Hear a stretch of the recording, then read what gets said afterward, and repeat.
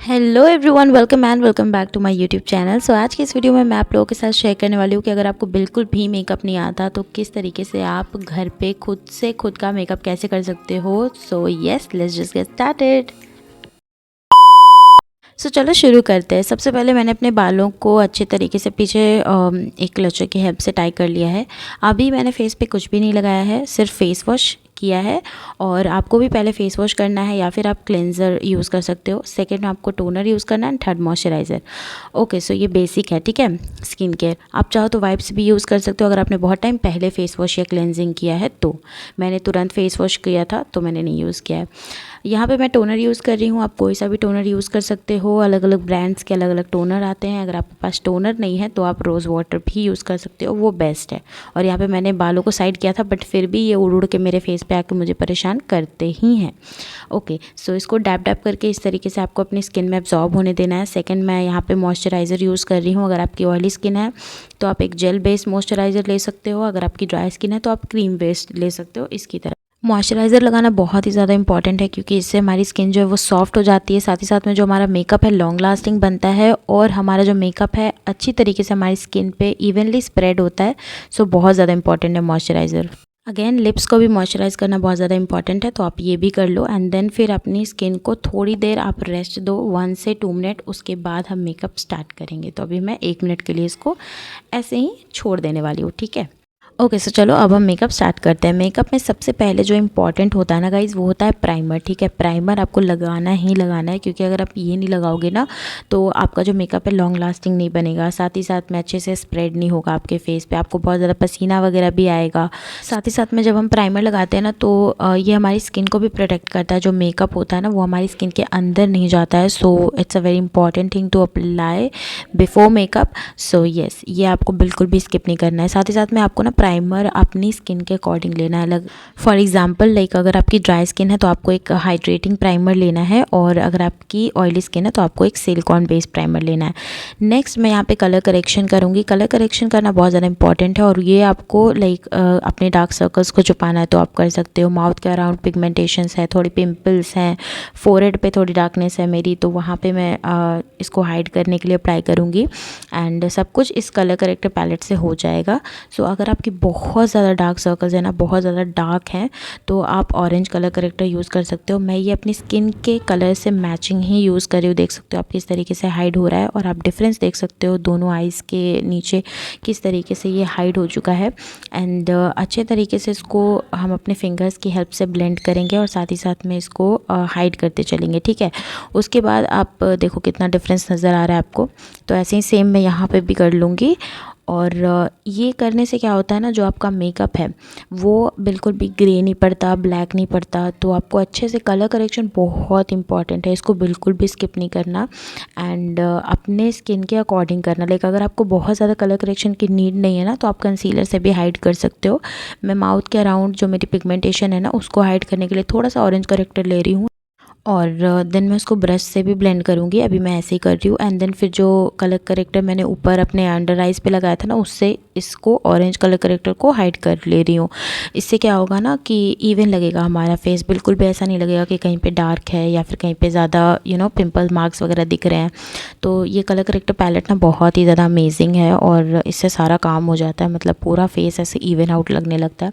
Brush की help से मैं इसको ब्लेंड कर रही हूँ। आप चाहो तो ब्यूटी ब्लेंडर भी ले सकते हो। एंड अच्छे तरीके से पूरा जब हमने फिंगर से ब्लेंड किया था ना तो ये अच्छे से ब्लेंड नहीं होता है, तो आप इसको थोड़ा सा ब्रश की हेल्प से फ्लॉलेस तरीके से ब्लेंड कर लो ताकि कोई भी हार्श लाइन वगैरह ना दिखे। और फिर आप ब्यूटी ब्लेंडर भी एक बार यूज़ कर लो सो दैट एक फ्लॉलेस बेस हमारा लगे।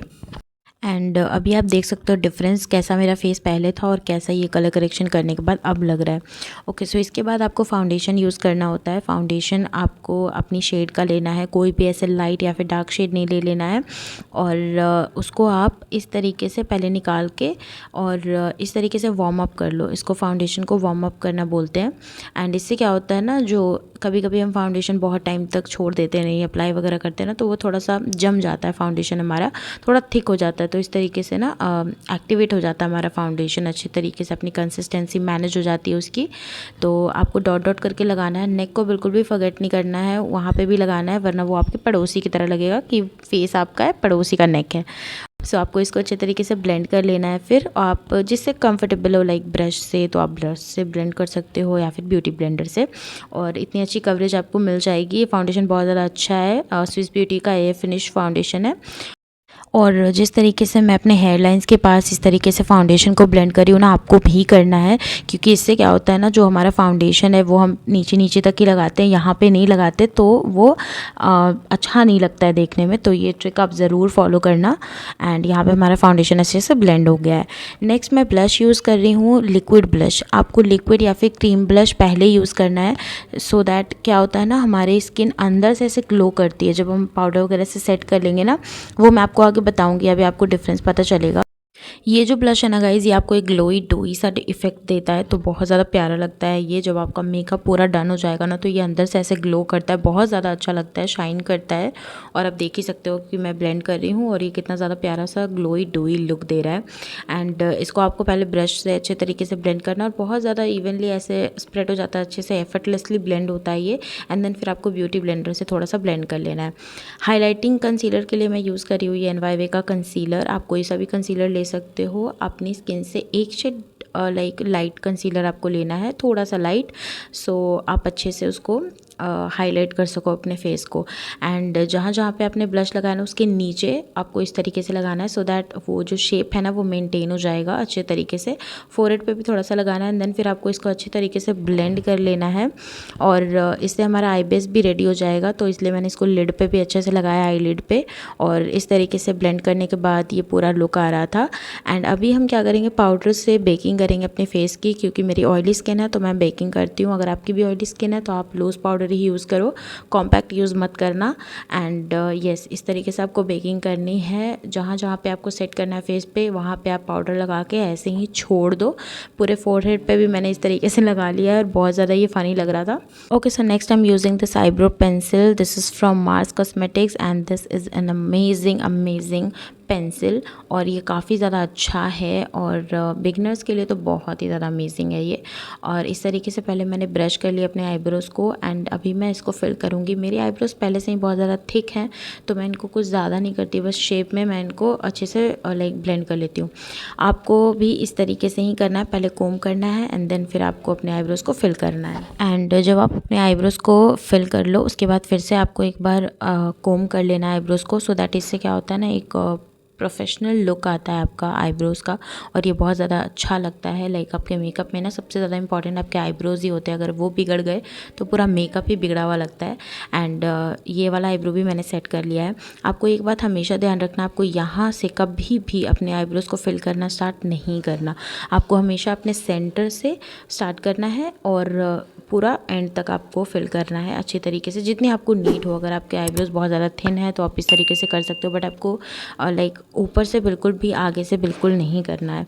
आईब्रोज़ को डन करने के बाद मैं यहाँ पे पाउडर जो मैंने बेकिंग की थी उसको अच्छे तरीके से डस्ट ऑफ कर रही हूँ with the help of a fluffy brush. आपको भी इस तरीके से डस्ट ऑफ कर लेना है अपने पूरे पाउडर को जो आपने लगाया था, एंड आपका फेस इसके बाद बिल्कुल ही सेट हो जाएगा। आपको और ज़्यादा सेट करने की ज़रूरत नहीं पड़ेगी। बट जो हमारा आई मेकअप है वो अभी डन नहीं हुआ है, तो हम थोड़ा सा इसको अपने आईज़ पे भी लगा लेंगे। एंड नेक्स्ट मैं यहाँ पे ब्लश यूज़ कर रही हूँ, पाउडर ब्लश, सो दैट जो हमारा ब्लश, जो हमने लिक्विड ब्लश लगाया था ना, वो भी अच्छे से सेट हो जाएगा, क्योंकि हमने यहाँ पे उतना पाउडर नहीं लगाया था। और इसीलिए हम लिक्विड ब्लश लगाते हैं, ताकि हम फिर पाउडर ब्लश लगाएं तो वो अच्छे से सेट हो जाए, बट वो अंदर से भी एक ब्लशी लुक देता है, तो बहुत ज़्यादा प्यारा लगता है। नेक्स्ट मैं इसी पैलेट से ले रही हूँ ये कॉन्टूर का शेड, और दोनों शेड्स को मिक्स करके मैं हल्का हल्का सा कॉन्टूर कर रही हूँ। एंड आपको भी इस तरीके से ही कॉन्टूर करना है अपने ईयर्स के नीचे से, लाइक जहाँ से आपकी ईयर्स स्टार्ट हो रहे हैं ना, वहीं से एक लाइनिंग होती है, वहीं से आपको कॉन्टूर करना है।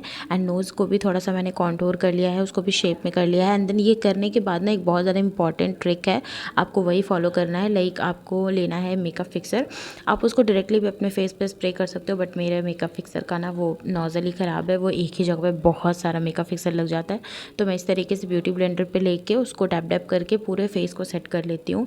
एंड देन ये करने के बाद आपको क्या करना है, लाइक आपका पूरा फेस सेट हो गया। अभी आपको लिक्विड हाइलाइटर हाइलाइटर लगाना है आप वो लगा लो। मैं पाउडर हाइलाइटर हमेशा लगाती हूँ, मुझे वही पसंद है, और समर्स में तो खास करके मैं पाउडर चीज़ें ही यूज़ करती हूँ ज़्यादा।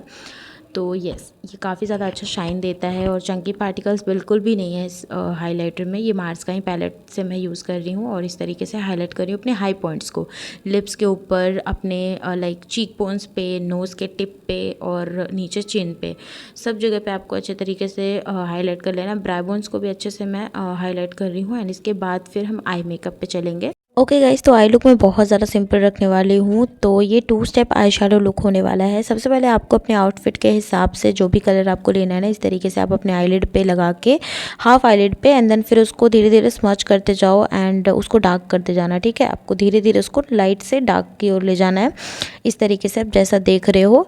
एंड आप देखो मैंने कितना डार्क कर दिया है इसको। एंड देन फिर आपको क्या करना है, एक लाइट सा ट्रांजिशन शेड लेके, मैंने एक ब्राउन शेड लिया है, लाइक ये ब्राउन नहीं है बट लाइट ब्राउन शेड, इसको लेके ना अच्छे तरीके से मैंने अप्लाई कर लिया है पूरे ऐसे अपने ऑल ओवर क्रीज लाइन पे स्मच कर लिया था। एंड देन फिर पूरे आईलिड पे मैंने इसको अप्लाई कर लिया, लोअर लैश लाइन पे अप्लाई कर लिया। एंड देन फिर जो कलर मैंने लगाया था ना पिंक कलर, उसको और थोड़ा सा डार्क कर लिया है। दोनों आईज पे अप्लाई करने के बाद ये कुछ ऐसा लग रहा था। एंड उसके बाद फिर इनर कॉर्नर्स को हमें हाईलाइट कर लेना है। तो यहाँ पे मैं वही हाईलाइटर ले रही हूँ सेम, आप कोई सा भी शिमरी आई शेडो भी ले सकते हो और इस तरीके से मैं हाईलाइट कर रही हूँ अपने इनर कॉर्नर्स को। ये मुझे बहुत ज़्यादा पसंद है, ये तो मेरा फेवरेट है। और ये देख सकते हो आप 2 step eye shadow look complete हो चुका है। इतना ज़्यादा इजी है कि जिसको नहीं आता ना वो भी ये आई लुक ज़रूर कर लेगा, बहुत ज़्यादा इजी है।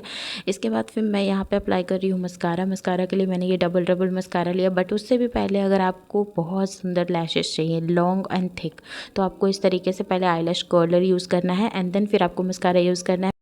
ओके, सो मस्कारा यूज़ करने के लिए ये एक मैंने हैक देखा था, ये बहुत ही ज़्यादा अच्छा वर्क करता है। सबसे पहले आपको अपने आई लैशेज़ के टिप पे मस्कारा लगाना है इस तरीके से, जिससे क्या होता है ना, जो एक क्लम्पी लुक आता है ना, हमारा मस्कारा बहुत ज़्यादा ऐसे चिपका सा लगता है, वो नहीं होगा। एंड आपके आई लैशेज़ काफ़ी ज़्यादा अच्छे लॉन्ग एंड थिक लगेंगे इस हैक को ट्राई करने के बाद।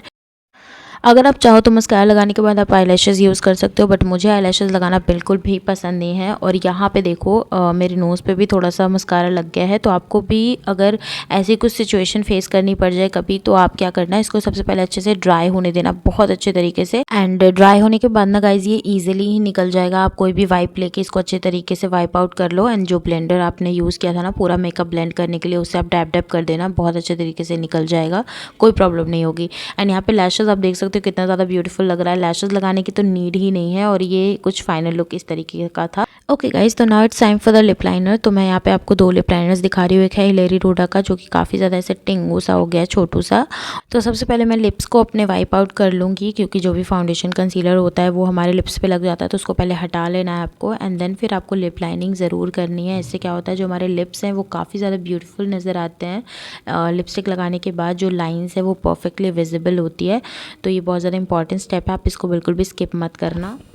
एंड देन फिर ये लिप लाइनर यूज़ करने के बाद जो मार्स का मैंने लिप लाइनर लिया था ना, उसको मैं ये जो खाली जगह आपको दिख रही है ना, वहाँ पे मैं अच्छे तरीके से इसको फिल कर लूँगी। और ये जो शेड है ना, बहुत ज़्यादा प्यारा सा शेड है। लिपस्टिक मैंने नहीं लगाई है आज, तो ये जो लिप लाइनर है ये तो स्मच प्रूफ है नहीं। सो मैं क्या कर रही हूँ, एक लिक्विड लिपस्टिक लेके इसके ऊपर से अप्लाई कर लूँगी, सो दैट ये भी एक ट्रांसफर प्रूफ लिपस्टिक की तरह हो जाए, क्योंकि फिर तो ये ट्रांसफ़र हो जाएगा। तो इसलिए मैं इस तरीके का एक हैक अप्लाई कर रही हूँ। वैसे ये जो लिपस्टिक है ना, ये एकदम एग्जैक्ट शेड वही शेड का है। And this is the final look.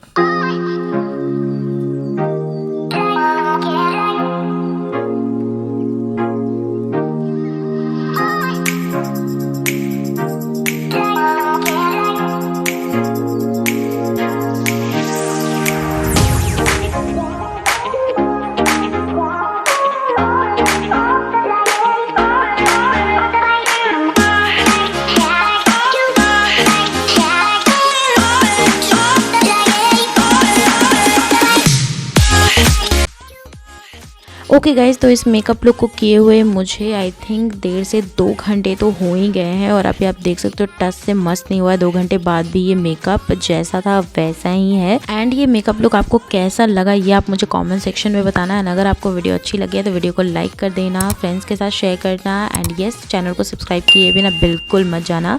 And हम मिलेंगे नेक्स्ट वीडियो में। Till then take care, love you all guys, bye bye.